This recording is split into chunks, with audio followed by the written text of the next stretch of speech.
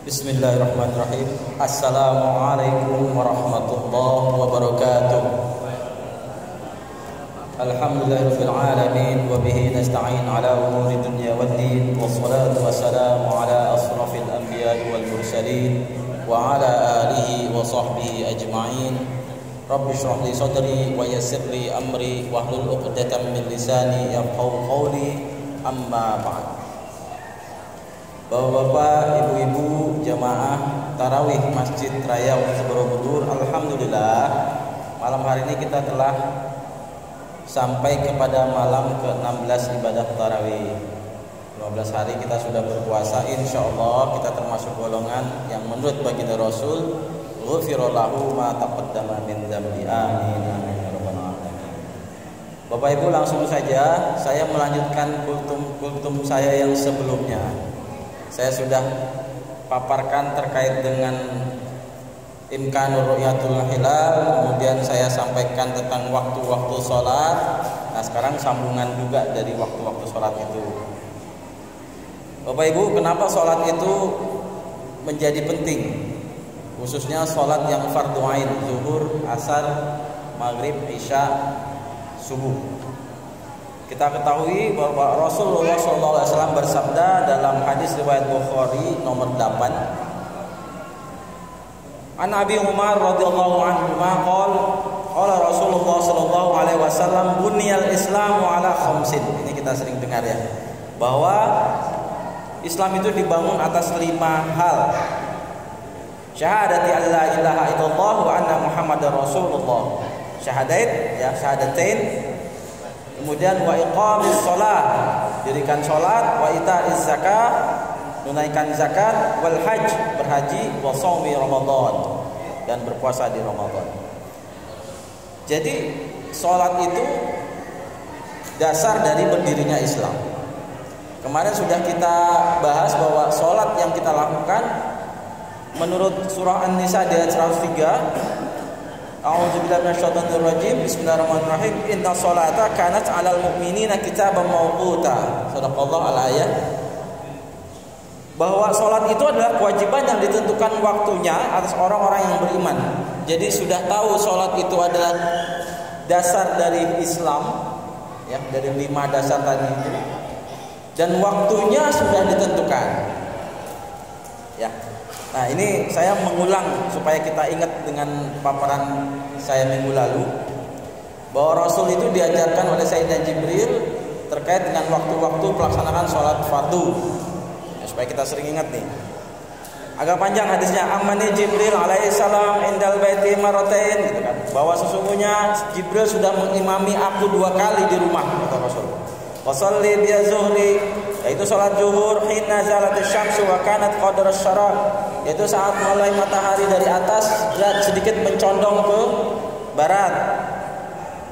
Kemudian wasalla bil asr hina kana zilluhu misluh, kemudian salat asar ketika bayang-bayang benda sama panjang.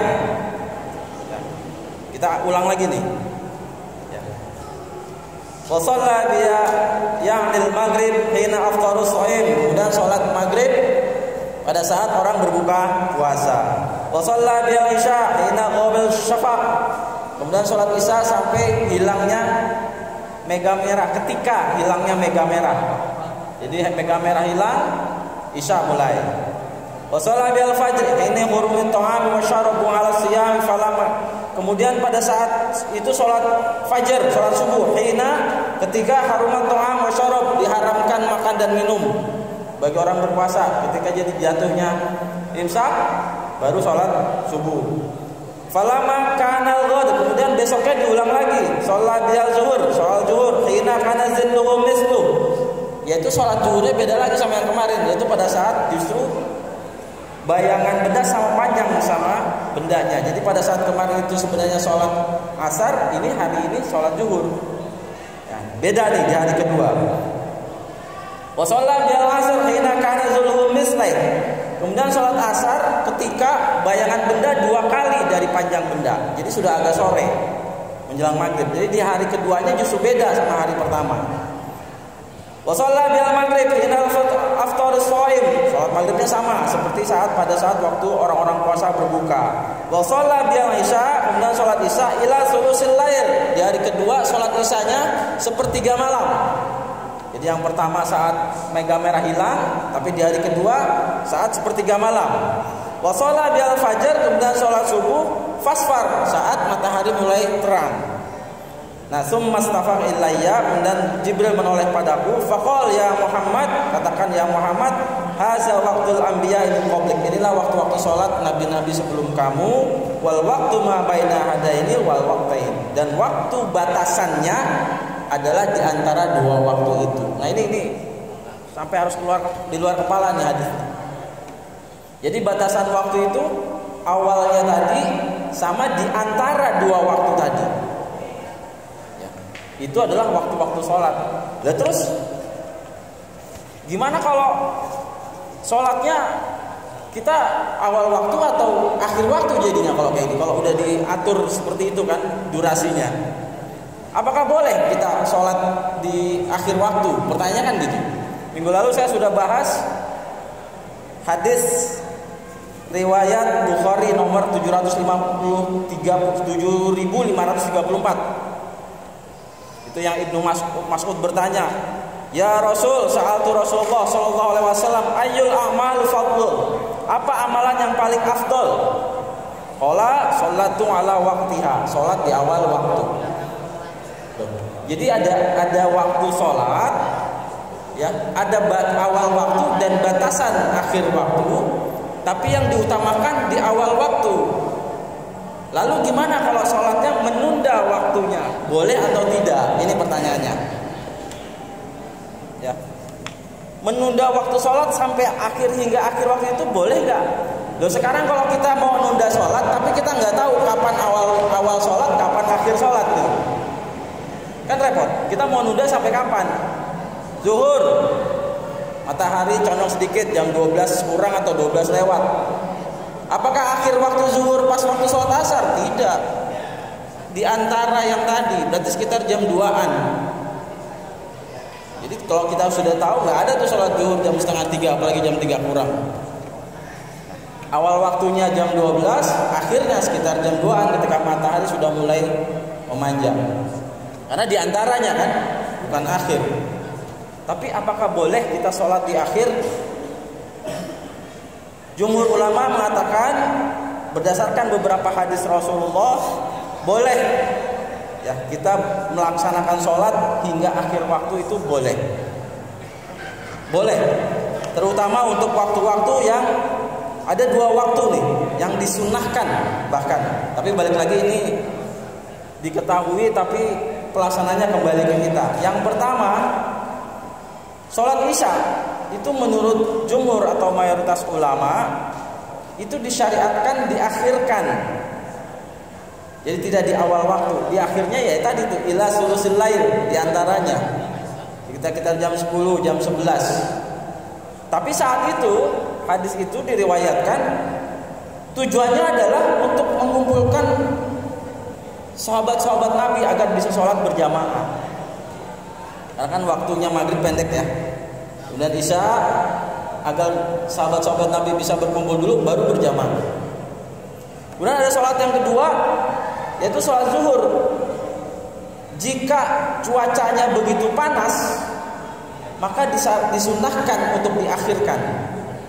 Kalau cuacanya panas, kalau di Arab gitu Pak, itu kalau siang itu panasnya kayak disabet-sabet. Kalau pas musim panas ya, itu tuh kayak disabet-sabet. Maka disunahkan diakhirkan. Meski dua pendapat ini, tetap yang lebih masyhur adalah pendapat bahwa kita melaksanakan sholat itu di awal waktu. Kenapa Pak di awal waktu, Bu? Karena ada beberapa kondisi. Yang pertama, kalau kita menunda sholat kemudian kita masuk kena uzur. Nah misalnya ini jam 12 nih azan zuhur, masuk nih, kita tunda. Tundanya itu jam 12:30 masih belum sholat, jam 1 masih kita tunda, kena uzur Pak. Uzur itu apa? Contohnya kalau wanita haid ya. Kalau kita mungkin tiba-tiba hilang akal Pak. Kalau kita tiba-tiba hilang akal tuh apa tuh? Bukan gila ya, pingsan gitu. Ayan ya, ayan. Ayan pingsan, hilang akal. Nah, ketika uzurnya sudah menunda waktu sholat, maka jatuh padanya untuk mengqadha pada saat uzurnya hilang. Jadi kalau yang wanita haid sudah masuk sholat, dia harus ingat tuh bahwa zuhur yang terakhir kali itu dia wajib mengqadha. Untuk yang tadi ayan, maaf ya, ayan atau sakit pingsan, hilang akal, ketika sudah sembuh, uzurnya hilang, wajib mengqadha zuhurnya. Ya. Itu hati-hati makanya. Yang lebih parah lagi Bapak, kondisi kalau uzur kan itu halangan ya. Kalau kondisinya meninggal, masuk azan zuhur, dia tunda setengah 1, jam 1, Masya Allah, dijemput sama malaikat maut. Maka hadis Rasulullah berlaku nih, yang hadis riwayat Ahmad 6/421. Rasul bersabda, la tatrukiyas sholah muta'ammidah, jangan tinggalkan sholat dengan sengaja. Fa inna man taraka sholata muta'ammidah, barang siapa meninggalkan sholat dengan sengaja, faqad bari'at minhu, maka terlepas darinya zimmatul lillahi wa rasulih, tanggungan Allah dan Rasul kepada orang tersebut. Nauzubillahi min dzalik. Nah, Bapak-bapak, Ibu-ibu, pentingnya akhirnya kembali kepada kita, tidaklah untuk menunda sholat. Ada dua kondisi, kalau ketika uzurnya jatuh, kita terkena qadha. Tapi kalau sudah waktunya malaikat maut menjemput kita, kita tidak dalam kondisi yang ditanggung oleh Allah dan Rasulnya. Nauzubillah min dzalik. Demikian Bapak Ibu, kultum saya semoga bermanfaat. Sampai jumpa lagi di kultum berikutnya. Billahi taufiq wal hidayah. Wassalamualaikum warahmatullahi